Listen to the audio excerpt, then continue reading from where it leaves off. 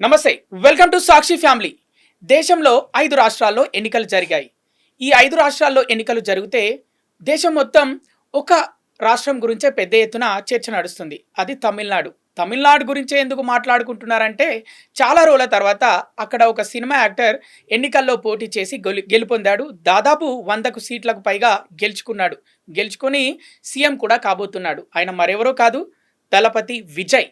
మరి విజయ్ ఈ ఎలక్షన్స్కి సంబంధించి ఎలాంటి ప్రణాళిక రూపొందించుకున్నాడు, ఎలా ముందుకెళ్లాడు, జనాలు అందరినీ ఆయన్నే నమ్మి ఎందుకు ఓటేశారు, మరి ప్రమాణ స్వీకారంలో ఏం మాట్లాడబోతున్నాడు, అలాగే ఈ 5 సంవత్సరాల పరిపాలనలో ఇచ్చిన హామీలన్నీ నెరవేర్చుతాడా లేదా, ఇలాంటి విషయాలపైన విశ్లేషించడానికి పొలిటికల్ అనలిస్ట్ మెరుగు శ్రీధర్ గారు మన సాక్షి స్టూడియోకి వచ్చారు. నమస్తే సార్. నమస్తే.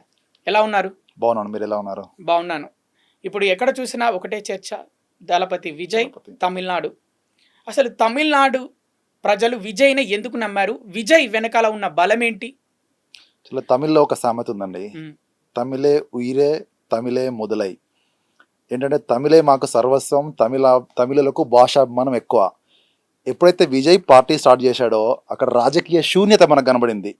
ఎందుకంటే కమల్ హాసన్ రాజకీయంగా ఫ్లాప్ అయినాడు, రజనీకాంత్ పార్టీ పెట్టకముందే తప్పుకున్నాడు. ఆ రాజకీయ శూన్యత విజయ్ కలిసి వచ్చింది. ఎప్పుడు కూడా విజయ్ ఏం చేశాడంటే ప్రత్యర్థి పార్టీలను విమర్శించకుండా ఇష్యూ బేస్డ్ పాలిటిక్స్ మాట్లాడాడు. 2 ఏళ్లలో ఆయనకున్న టీం కూడా అవధ అర్జున్ అని కానీ, ఇంకా ఆనంద్ అని కానీ, ఇంకా చాలా మంది ఉన్నారు రిటైర్డ్ ఐఆర్ఎస్ ఆఫీసర్స్ కూడా.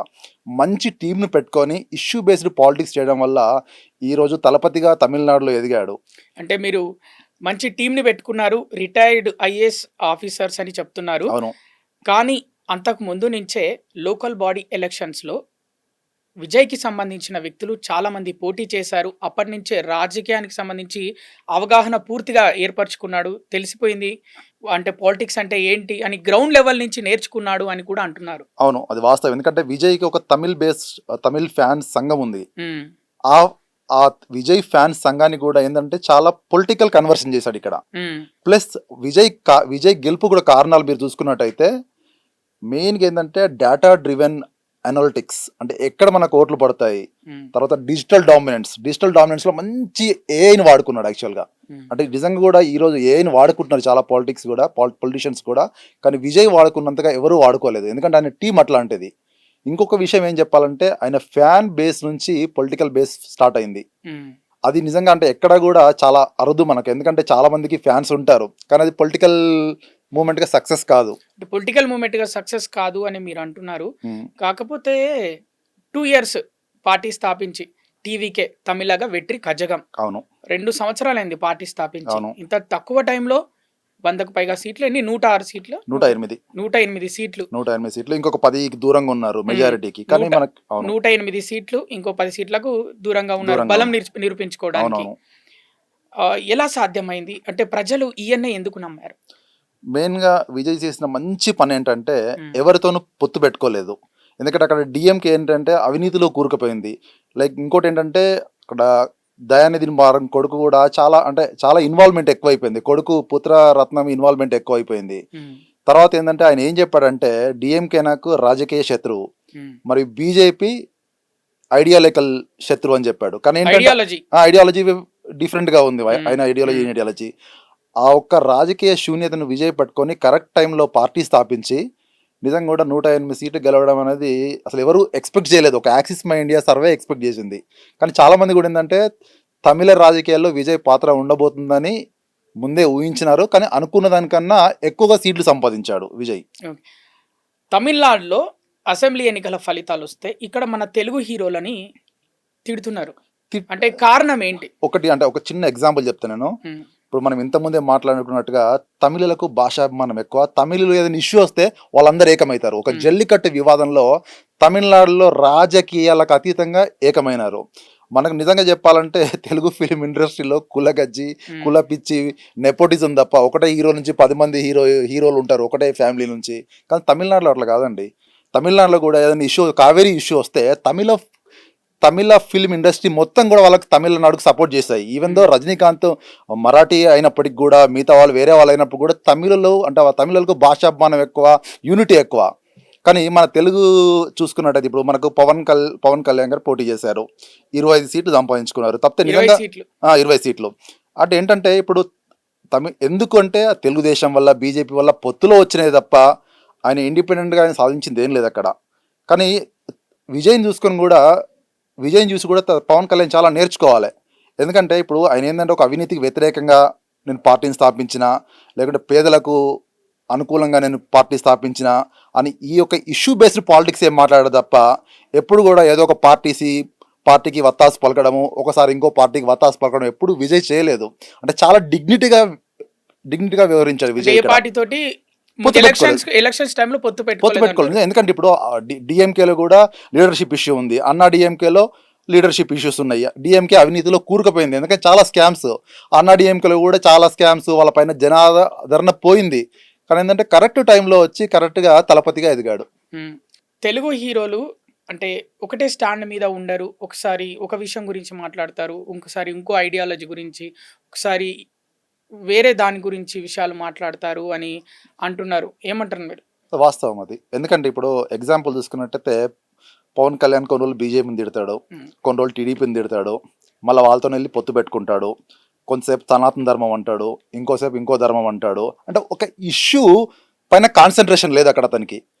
ఎట్లా అంటే ఇప్పుడు చూడండి, విజయ్ ఒకటే వచ్చి ఏంటంటే నా ఇష్యూ బేస్డ్ పాలిటిక్స్, ఇక్కడ అవినీతి రూపుమాపాలి, ప్లస్ యువతకు ఉద్యోగాలు కల్పించాలి, పేదలకు రైతులకు సరైన సదుపాయాలు కల్పించాలి. ఈ విషయంగా ఇష్యూ బేస్డ్ పాలిటిక్స్ చేయడం వల్ల ఈరోజు విజయ్ సక్సెస్ అయ్యిండు.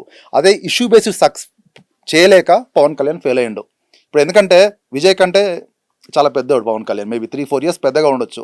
కానీ విజయ్ చూసి నేర్చుకోవాల్సిన పరిస్థితి పవన్ కళ్యాణ్కి ఈరోజు ఉంది.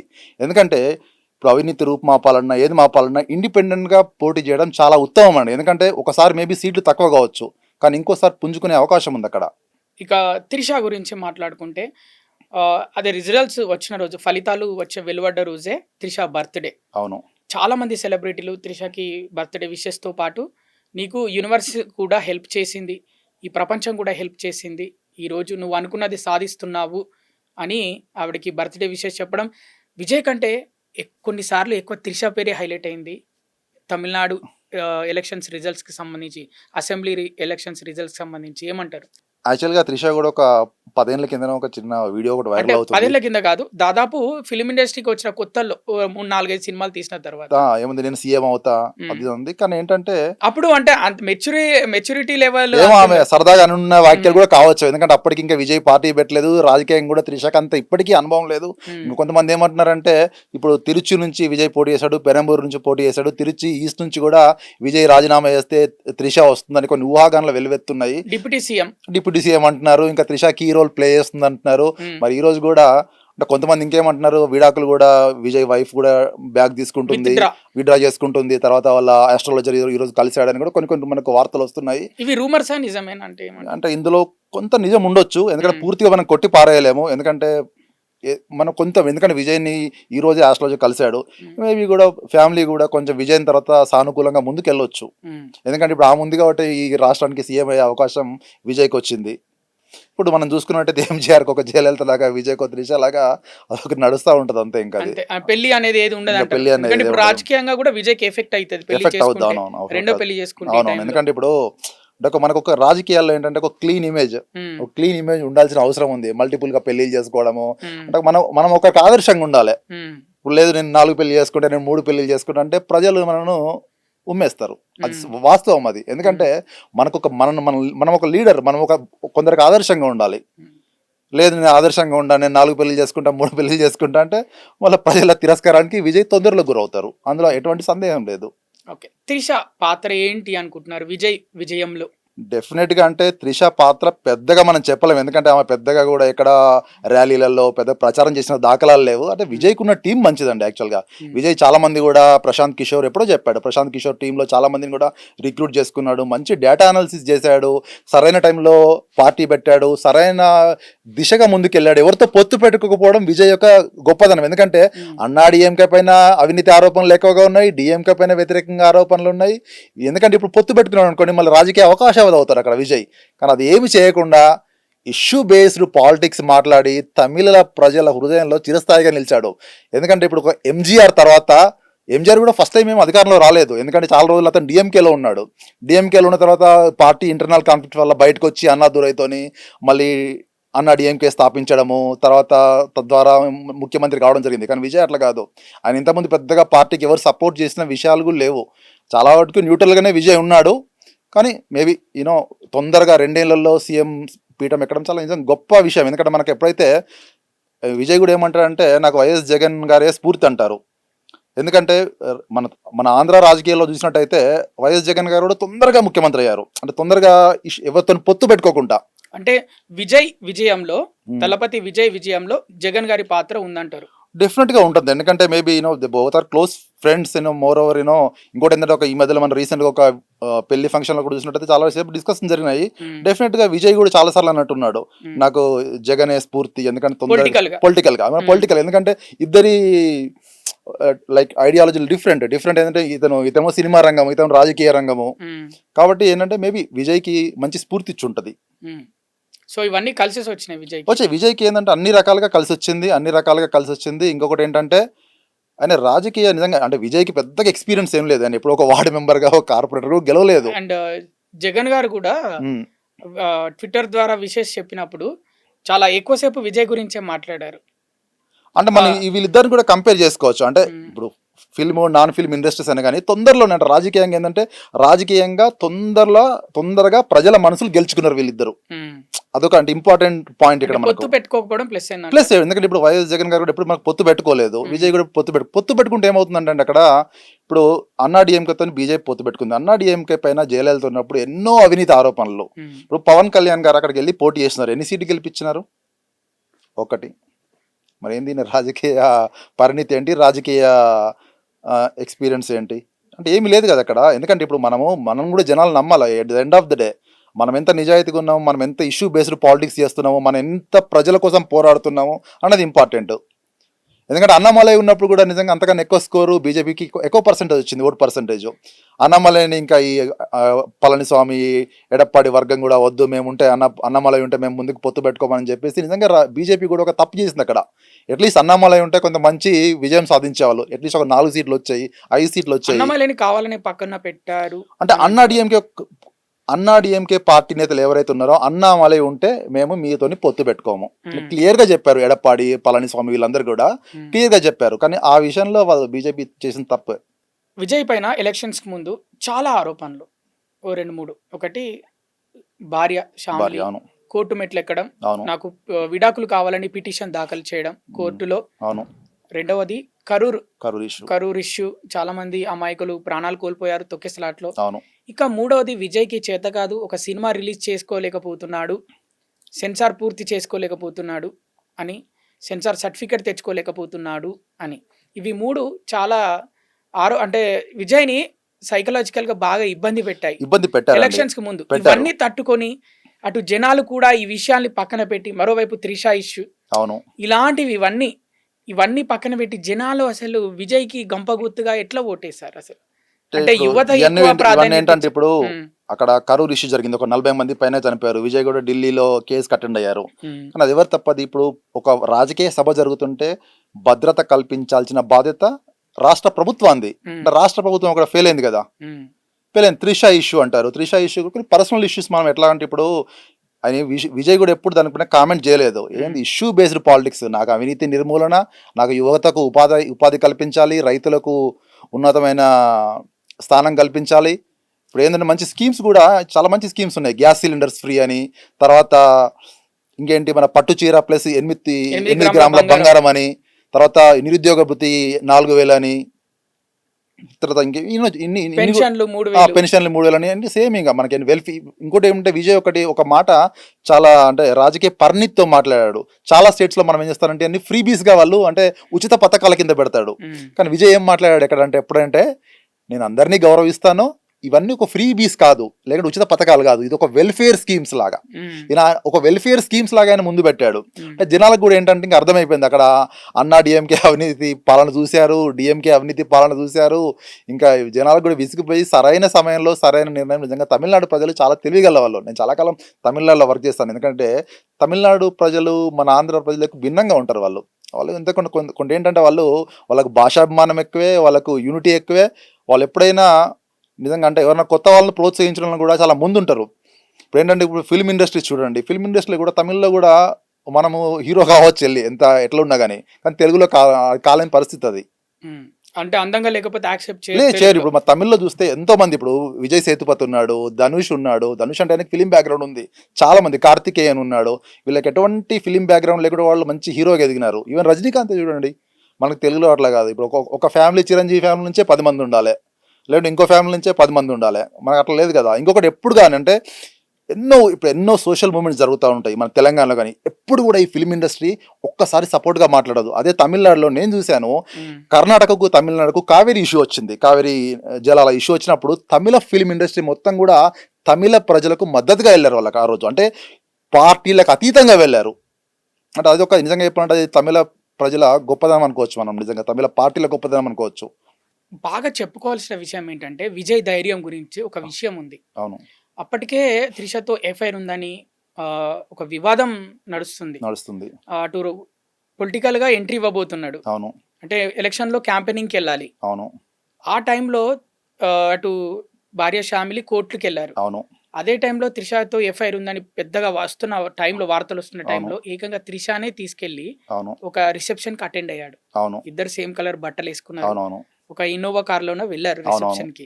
అంత ధైర్యం ఎలా విజయ్కి? అంటే నాకు ఎలక్షన్స్ ఉన్నాయి, క్యాంపెయినింగ్కి వెళ్ళాలి, అటు అభిమానులు, ఆడవాళ్ళు ఎంతో మంది వస్తారు, ఒక ఎఫ్ఐఆర్ అనుకుంటారు, అంటే వార్తలు అలా వస్తున్నాయి సోషల్ మీడియాలో. అలాగే ప్రతిపక్షమో ఆ పక్షమో ఈ పక్షమో వాళ్ళు ఖచ్చితంగా రాస్తారు. అంత ధైర్యం ఎక్కడిది విజయ్కి? ఇప్పుడు రాజకీయాల్లో ఎట్లా ఉంటుందంటే మనం తప్పు చేయకున్నా కొన్ని కల్పితాలు ఉంటాయి. అంటే విజయ్ ఇవన్నీ ఏంటంటే ఆయన ఎయిమ్ ఏంటి, మెయిన్ గా అవినీతి రహిత పార్టీ పెట్టాలి, అవినీతి రహిత ప్రభుత్వాన్ని ఏర్పాటు చేయాలి. అదే మెయిన్ గా ఫోకస్ పెట్టుకుంటే తప్ప ఈ చిన్న చిన్న తాటాకు చప్పులకైనా భయపడలేదు. ఇవన్నీ భయపడితే అక్కడ ఇష్యూ డైవర్ట్ అయిపోతుంది. ఫోకస్ మొత్తం ఈ ప్రభుత్వం తర్వాత ఎట్లాంటి పరిపాలన తమిళనాడు ప్రభుత్వాలు. ఇప్పుడు ఎందుకంటే తమిళనాడులో మీరు గమనించినట్టయితే అన్ని ద్రవిడ పార్టీస్ కల్చర్ ఉంటుంది. 1960 నుంచి కూడా ఇప్పటి వరకు అన్ని ద్రవిడ పార్టీలే. ఈయనది ద్రవిడ పార్టీ కాదు. ఎప్పుడు కూడా నేను ద్రవిడ పార్టీ అంటే విజయ్ ఏంటంటే పెరియారు ఆలోచనలు ముందుకు తీసుకెళ్తా. అంటే పెరియార్ పెద్దగా దేవుడు నమ్మడు కనుక నేను అట్లా కాదు, అన్ని మతాలను గౌరవిస్తా, అన్ని కులాలను గౌరవిస్తా, బిఆర్ అంబేద్కర్ గారి ఆలోచనలకు అనుగుణంగా ఉంటా. కామరాజ్ నాడర్ గురించి చాలా గొప్పగా చెప్పాడు. ఎందుకంటే కామరాజ్ నాడర్ మంచి గొప్ప పొలిటీషియన్ తమిళనాడులో. ఆయన అన్ని రోజులు అంటే రాజకీయాల్లో కానీ ఒక పైసా సంపాదించుకోలేదు. అంటే ఇట్లాంటి మంచి వ్యక్తుల ఇన్స్పిరేషన్ తీసుకొని కూడా విజయ్ ఎప్పుడూ డైవర్ట్ కాలేదు. అంటే ఏ కులాన్నో, ఏ మతాన్నో, ఏ వర్గాన్నో కించపరచకుండా చాలా ఇష్యూ బేస్డ్ పాలిటిక్స్. అంటే నిజంగా కూడా ఇది విజయ్కి అంత ఓట్లేసిన కూడా జెన్జీ యూత్ అండి. జెన్జీ యూత్ మొత్తం కూడా విజయ్కి ఎట్లా అంటే యూత్ సపోర్టు, తర్వాత అన్ని వర్గాల సపోర్ట్ కలిసి వచ్చింది ఆయనకి ఈరోజు. ఎందుకంటే ఎప్పుడు కూడా విజయ్కి రాజకీయ పెద్దగా అనుభవం లేదు, కానీ ఏంటంటే ఆయన విధానం జనాలకు నచ్చింది. ఇప్పుడు మనకు తెలుగు రాష్ట్రాల్లో చూసుకుంటే ప్రజారాజ్యం పార్టీ అని పెట్టారు, తర్వాత మళ్ళీ కాంగ్రెస్కి అమ్ముడు పోయింది. అంటే అట్లాంటి ఇప్పుడు ఏంటంటే ఒక ఇష్యూ బేస్డ్ పాలిటిక్స్ కాకుండా ఏంటంటే ఎట్లా మనం ప్రజలకు మంచి పరిపాలన అందించాలని దానిపైన ఫోకస్ పెడితే డెఫినెట్గా అయినా ఫ్యూచర్లో కూడా రాజకీయ పార్టీలు సక్సెస్ అయ్యే అవకాశం ఉంది. పార్టీ పేరు టీవీకే, తమిళగా వెట్రి కజగం, అది కూడా బాగా హెల్ప్ అయింది అనుకుంటున్నారా? నేను చెప్పాను కదా, మనకి ఇంత తమిళలకు భాషాభిమానం ఎక్కువ. అలా తమిళ్ ఫస్ట్, తమిళే మొదలు, తమిళ్ ఫస్ట్, తమిళే మాకు సర్వస్వం అంటారు. కాబట్టి నిజంగా కూడా అంటే తమిళ్ ఆ పేరుతో కూడా, ఎందుకంటే తమిళ సంస్కృతిలో ఒక భాగంగా ఆ పేరు కలిసి వచ్చింది విజయ్ కూడా. ఎందుకంటే ఇప్పుడు కమల్ హాసన్ కూడా పార్టీ పెట్టాడు, మక్కల్ నీతిమయం అని. అంత పెద్ద ప్రజాదరణ లేదు ఆయనకు జనాల్లో అంతా. అంటే cinema wise Kamal Haasan is good, నేను కాదన్నా. Cinema wise number one Kamal Haasan, Rajinikanth cinema wise number one ఇద్దరు వాళ్ళు కూడా. విజయ్ కూడా గుడ్ యాక్టర్, యూత్ లో మంచి ఫాలోయింగ్ ఉంది. స్టార్డమ్ వైజ్ విజయ్ కూడా నెంబర్ వన్. ఎందుకంటే ఇప్పుడు తమిళనాడులో కూడా అంటే ఎటువంటి ప్రజాదరణ లేకుండా ఒక అణగారు వర్గాల బిడ్డ ఈరోజు ముఖ్యమంత్రి అవుతున్నాడు, గొప్ప విషయం అది. విజయ్ పార్టీ తరఫున నిల్చున్న వాళ్ళు అభ్యర్థులు విజయ్ ఒకవైపు, అభ్యర్థులు ఒకవైపు. ఈ గెలుపులో విజయ్కి ఎంత భాగముందో అభ్యర్థులకు కూడా అంతే భాగముందా, లేకపోతే విజయ్ని చూసే ప్రజలు అందరూ వీళ్ళకి ఓట్లు వేస్తారా ఈ అభ్యర్థులకి? అంటే ఇప్పుడు ఒక ఎగ్జాంపుల్ మనం చూసుకుందాం. ఇక్కడ స్టాలిన్ ఓడిపోయాడు ఎవరి చేతిలో? మామూలు పర్సన్ బాబు అతను కూడా ఒకప్పుడు డిఎంకే మెంబరే. కాకపోతే ఏంటంటే ఆయన కూడా ఎన్నో రకాల కించపరిచారు డిఎంకేలో, నీకు మెజారిటీ తక్కువ వస్తుంది అది వస్తుందని. ఒక మన విజయ్ డ్రైవర్ కొడుకు అనుకోడు ఇంకోతను ఎమ్మెల్యే గెలిచాడు. వీళ్ళందరికీ ఏంటంటే అక్కడ ప్రభుత్వం పైన ఉన్న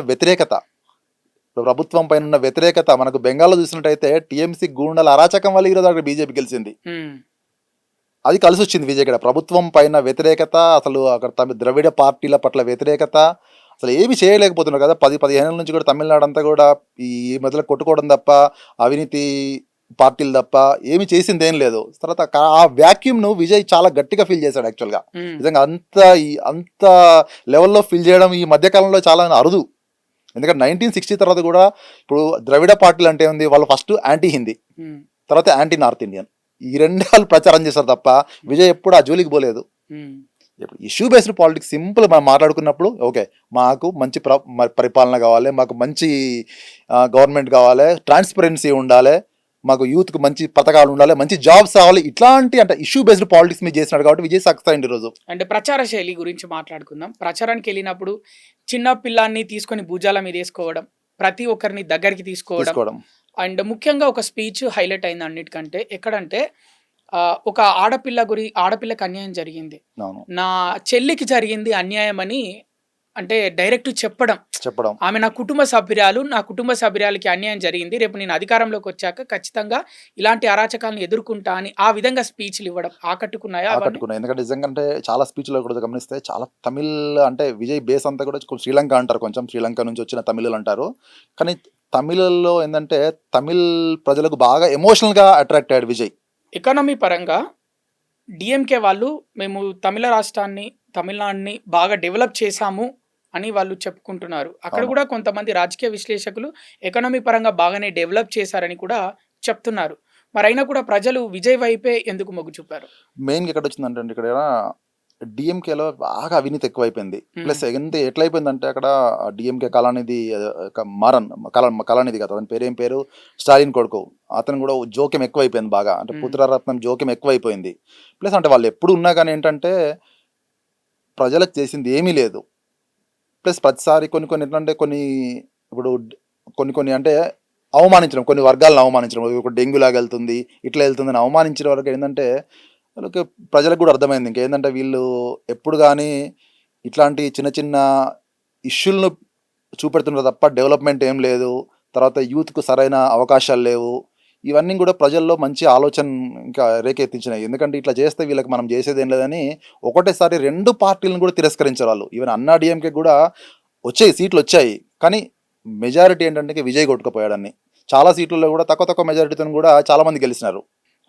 ఎకానమీ గురించి మాట్లాడుకుంటున్నాం కాబట్టి కొన్ని పెద్ద హామీలే ఇచ్చాడు విజయ్. అవును, 8 గ్రాముల బంగారం, ఒక పట్టు చీర, అవును, అలాగే నిరుద్యోగ భృతి కింద 4,000 ప్రతి మహిళకు 2,500, సంవత్సరానికి 6 గ్యాస్ సిలిండర్. అది పెద్ద విషయం, ఎందుకంటే ఇప్పుడు గ్యాస్ సిలిండర్ ప్రైసెస్ కూడా ప్రాబ్లం ఉంది. అవును, ఇంకా చెప్పుకుంటూ తర్వాత ఒక 25 lakhs హెల్త్ ఇన్సూరెన్స్ కూడా అన్నాడు.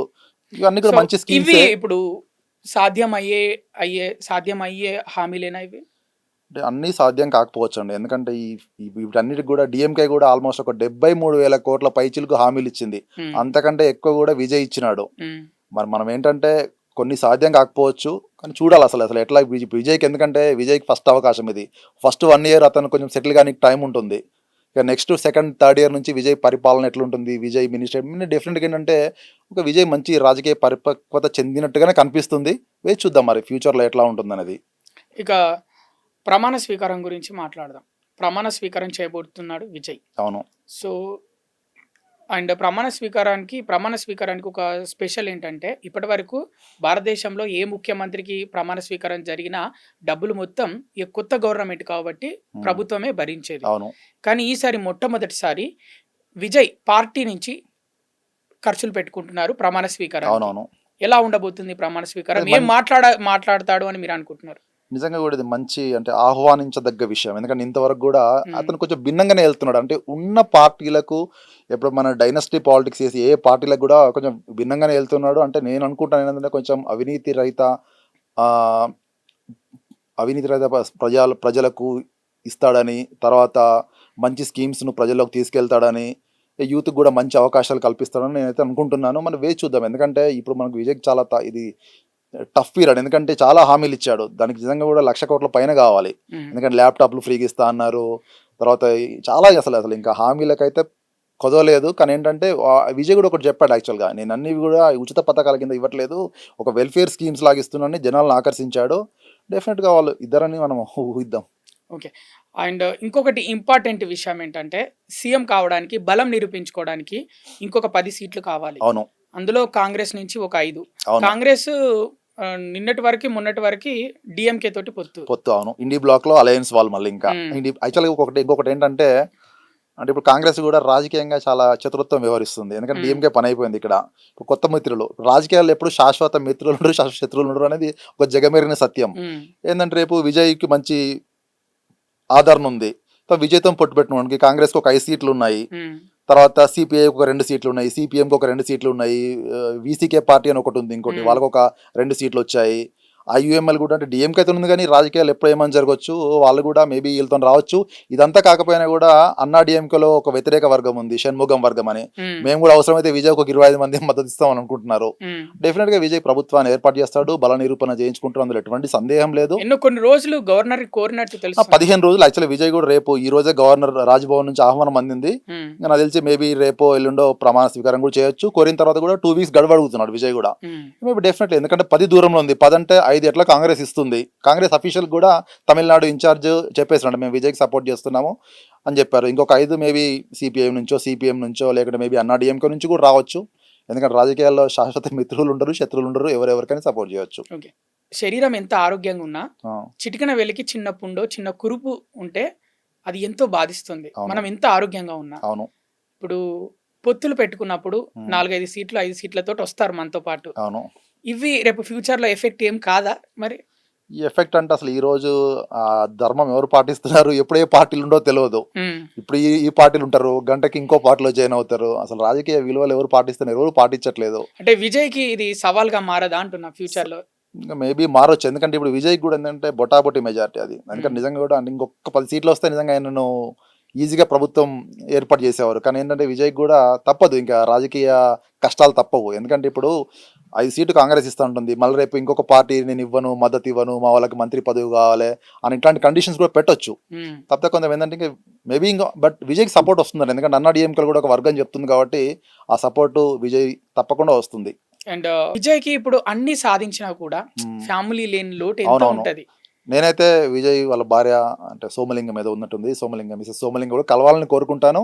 ఎందుకంటే నిజంగా కూడా అది నైతిక విలువ మనం కాపాడినట్టు అవుతుంది. వాళ్ళ ఫ్యామిలీ కూడా బలం పెరుగుతుంది. ఏదో కొన్ని మనస్పర్ధల వల్ల, ఏదో కొన్ని విషయాల వల్ల విడిపోవాలనుకోవచ్చు, కానీ ఎప్పుడు కూడా కలిసి ఉంటే కలుసుకోమన్నట్టు ఈ రోజు కూడా వాళ్ళ ఆస్ట్రాలజర్ కూడా కలిసినట్టున్నాడు. కలిసి ఉండాలని కొన్ని వార్తలు వస్తున్నాయి. మేబీ కలిస్తే కూడా నిజంగా విజయ్కి బెస్ట్. ఎందుకంటే వాళ్ళ ఫ్యామిలీ బలం గొప్పది, వాళ్ళ ఫ్యామిలీ సపోర్ట్ గొప్పది కాబట్టి ఈ రోజు విజయ్ సీఎం గా ప్రమాణ స్వీకారం చేయబోతున్నాడు. అంటే ఒక సీఎం కి నైతిక బలం కూడా ఉంటుంది, డెఫినెట్ గా ఉంటుంది. వాళ్ళ పిల్లల సపోర్ట్ ఉంటుంది. ఇప్పుడు ఎవరికైనా వాళ్ళ పిల్లల సపోర్ట్ ఉంటుంది, వాళ్ళ భార్య సపోర్ట్ ఉంటే definitely they will feel great. Tamil Nadu assembly ఎన్నికల ఫలితాలు వెలువడే రోజు దాకా విజయ్ ని విపరీతంగా ట్రోల్ చేశారు మన తెలుగు వాళ్ళు. అవును, అతను సీఎం కాలేడు, ఇక్కడ లాగానే పరిస్థితి అక్కడ కూడా ఉంటుంది, మహా అయితే 20 సీట్లు 15 సీట్లు గెలుచుకుంటాడు అని విపరీతంగా ట్రోల్స్. ఆయన సినిమాల నుంచి సీన్స్, పాటలు తీసుకొచ్చి ట్రోల్స్ ఇవన్నీ బాగా విపరీతంగా చేశారు. సడన్ గా ఒకటేసారి 108 సీట్లు గెలుచుకొని సీఎం కాబోతున్నాడని మన తెలుగు యువతకి, తెలుగు వాళ్ళకి అర్థమయ్యేసరికి చాలా మంది మళ్ళీ మేము విజయ్ ఫ్యాన్స్ లాగా, వాళ్ళు విజయ్ ఫ్యాన్స్ లాగా మాట్లాడడం, విజయ్ చాలా గొప్పవాడు, విజయ్ ని మించిన వాడే లేడు సౌత్ లో అని మళ్ళీ స్టేట్మెంట్స్ ఇస్తున్నారు. ఎట్లా చూస్తారు ఇది? అది ద్వంద్వ నీతి అంటారు దానికి. ఎందుకంటే ఇప్పుడు మొన్నటి వరకేమో పాప ఆయన పైన ట్రోల్ చేశారు, ఈయనకు డిపాజిట్లు రావు అంటే 2 చోట్ల ఓడిపోతాడు అని చాలా చెప్పారు. కానీ నిజంగా అంటే విజయ్ ప్రభావం ఉంది. ఎందుకంటే చాలా సర్వేలు కూడా చెప్తున్నాయి విజయ్ ప్రభావం ఉంది. అక్కడ రాజకీయ శూన్యత తమిళనాడులో మనకు కనబడింది. ఇప్పుడు అది నిరూపితమైంది కూడా. అదేంటంటే చాలా తప్పు. ఎందుకంటే ఇప్పుడు మనం ఏంటంటే తెలుగు యువత కూడా అంటే ఆలోచించాలి. ఇప్పుడు ఎవరో ఒక పర్టికులర్ పార్టీ వాళ్ళను కించపరచడం ద్వారా వాళ్ళకి వచ్చేదేం లేదు. ఇంకా వాళ్ళ పరువు ఈరోజు పోయింది. ఎవరైతే చేశారో వాళ్ళ పరువు నిజంగా ఈరోజు గంగలో కొట్టుకుపోయింది. అంటే విజయ్ ట్రోలర్స్ ని, ఈ ఆయన పైన వచ్చిన ఆ వ్యతిరేకతని దేన్ని పట్టించుకోకుండా స్ట్రైట్ గా వెళ్ళిపోయాడు అంటారు. అంతే ఇప్పుడు మనం వెళ్తుంటే కూడా ఎన్నో కుక్కలు మరుగుతాయి అంటారు కదా, ఆయన ఏం పట్టించుకోకుండా ముందుకెళ్ళాడు, ఈరోజు విజయం సాధించాడు. నిజంగా గొప్ప విజయం, అది చాలా గొప్ప విజయం. ఎందుకంటే పార్టీ పెట్టిన 2 ఏళ్ళలో అటు అఫీషియల్ రికార్డు 2 ఇయర్స్లో 108 సీట్లు అంటే ఒక తమిళనాడు లాంటి ద్రవిడ పార్టీస్ ఉన్న రాష్ట్రంలో సాధించడము నిజంగా ఇది ఒక అరుదైన చరిత్ర ఇది ఈరోజు విజయ్ కూడా. అండ్ భారతదేశం మొత్తం స్టార్టింగ్ లో నేను ఇంట్రోలో చెప్పాను, ఇంటర్వ్యూ ఇంట్రోలో, భారతదేశం మొత్తం 5 రాష్ట్రాల్లో ఎన్నికలు జరిగాయి. భారతదేశం మొత్తం 5 రాష్ట్రాల్లో ఎన్నికలు జరిగితే ఈ ఒక్క రాష్ట్రం గురించే మాట్లాడుకుంటున్నారు. అటు బెంగాల్, అసలు టాప్ లో బెంగాల్ ఉండాలి, కానీ తమిళనాడు ఎలక్షన్స్ గురించే మాట్లాడుకుంటున్నారు. కారణం ఏంటి? విజయేనా? Vijay centre point of attraction Vijay. ఎందుకంటే ఒక అంటే ఎటువంటి రాజకీయ అనుభవం లేని, ఎందుకంటే బెంగాల్లో చూసినట్టయితే బెంగాల్లో వీళ్ళు బీజేపీ వాళ్ళు మమతా పైన చాలా ఏళ్ళ నుంచి పోరాడుతున్నారు, 15 ఏళ్ళ నుంచి పోరాడుతున్నారు. కానీ ఇట్లా కాదు, ఇక్కడ ఒక 2 ఏళ్లలో అధికారం వచ్చింది కాబట్టి సెంటర్ ఆఫ్ అట్రాక్షన్ ఇక్కడ విజయ్. నిజంగా అంటే ఇప్పుడు మొత్తం కూడా అన్ని బెంగాల్ని మర్చిపోయి తమిళనాడును సెంటర్ ఆఫ్ అట్రాక్షన్ గా మార్చారు. అండ్ ప్రమాణ స్వీకారానికి విజయ్ భార్య శ్యామ్లి వచ్చే అవకాశం ఉందా? Yeah, definitely I expect maybe రావచ్చు, మోస్ట్లీ రావచ్చు. ఎందుకంటే ఇప్పుడు మనం మనస్పర్ధలు కూడా పోతాయి అంటాను కదా, రావచ్చు. అందరూ వస్తారండి, విజయ్ వస్తారు, త్రిష వస్తారు, వాళ్ళ భార్య వస్తుంది, అందరూ వస్తారు. అండ్ ప్రమాణ స్వీకారంలో ఇచ్చిన హామీలలో మొదటి సంతకం దేని మీద పెడతాడని మీరు అనుకుంటున్నారు? మొదటగా ఏంటంటే విజయ్ మెయిన్ కాన్సన్ట్రేట్ చేసింది ఏంటంటే ఒక 8 గ్రాముల బంగారం పట్టుచీర ప్లస్ యూత్ కూడా ఉద్యోగ కల్పన, వీటిపైనే పెడతారని మనం నేను ఊహిస్తున్నాను. ఇంకోటి ఏంటంటే చాలా చాలా మంచి బంగారం రేట్ కూడా చాలా ఎక్కువ, బంగారం రేట్ ఎక్కువ ఉంది, గ్యాస్ రేట్ ఎక్కువ ఉంది, గ్యాస్ దొరకట్లేదు. ప్లస్ అంటే ఒక వెల్ఫేర్ స్కీమ్ లాగా ముందుకెళ్తున్నాం కాబట్టి వీటిపైనే పెట్టే అవకాశం ఎక్కువగా ఉంది. అంటే మహిళలకు పెద్దపీట, ఎందుకంటే ఫ్రీ బస్ కూడా ఇచ్చినట్టున్నారు హామీ.